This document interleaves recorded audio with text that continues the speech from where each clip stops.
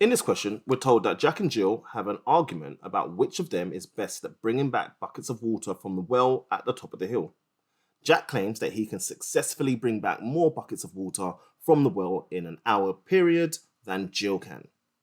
Jack consistently makes 3 journeys to the well and back each hour, and the journeys are independent of each other. On each journey, the probability that he is unsuccessful in bringing back a bucket of water is 0.4 because he falls over and loses the water. Okay, so in reading that, he consistently makes 3 journeys. That's a fixed number of trials. And the probability that he fails to bring back, the probability he's unsuccessful is 0.4, meaning the probability he is successful is 0.6. The number of successful trips for Jack seems to follow a binomial distribution where n is 3 and p is 0.6. I'm going to carry on reading to get some more information. The number of successful journeys that Jill can make in 1 hour, y, is modeled by a Poisson distribution with mean 2.1. So for a 1 hour period, the number of successful journeys is 2.1. We're told that the number of successful journeys that Jack makes is independent of the number of successful journeys that Jill makes. We're asked, this is what we're actually first asked to do, is to calculate the probability that in 1 hour, Jack and Jill each successfully bring back 3 buckets of water from the well. So let's start with Jack. The probability that Jack successfully brings back 3 buckets of water, we can use a BCD, minimum, maximum, both 3. N is 3, P is 0.6. Probability 0.216. And for Jill, we're going to use the Poisson distribution. We can use the PCD, 332.1. That's 0.890. We were told that these were independent of each other, which means we can multiply to find the intersection. So the probability that both bring back 3 buckets of water, that's the probability that the J equals 3 multiplied by the probability G equals 3. 0.216 times 0.189 gets us 0.0408. Probability that they both bring back 3 buckets of water. Quite a small probability. The next part of the question, we're asked to find the probability that Jack successfully brings back more buckets of water from the well than Jill does. So, the probability that the number of buckets of water that Jack brings back is greater than the number that Jill brings back.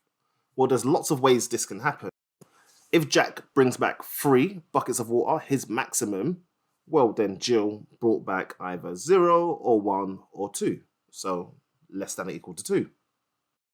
Or we can have Jack bringing back 2 buckets of water, and that means Jill has brought back only 0 or 1, so less than or equal to 1. Or Jack brings back 1 bucket of water, and Jill brings back 0 buckets of water.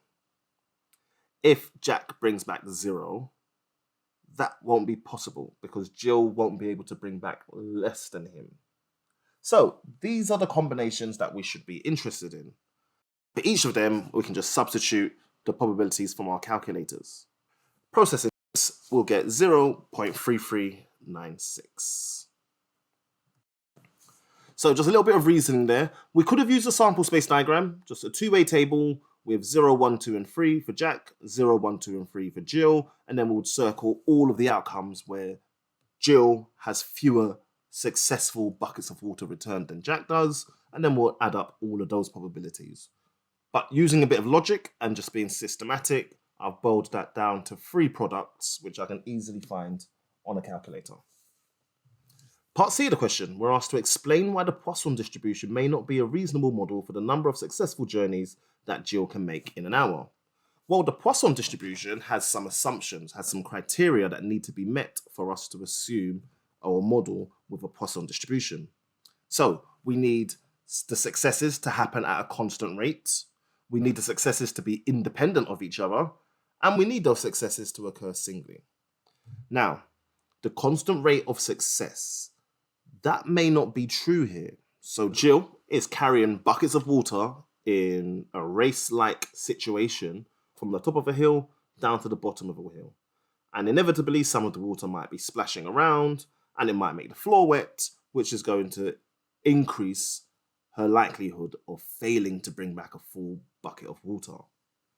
Outside of that, carrying buckets of water is hard work. and Jill may fatigue over time, meaning there's a change to her success rate. So maybe the Poisson distribution isn't the best model to use. If we can excuse these things and we don't mind these things, we can go ahead and use it. But here's a weakness in the Poisson distribution. Regularly, you'll be asked to talk about whether or not a distribution or any decisions that we've made in statistics are good ideas, or if they can be improved on, or what might be some considerations about choosing this as a model or a structure to work with.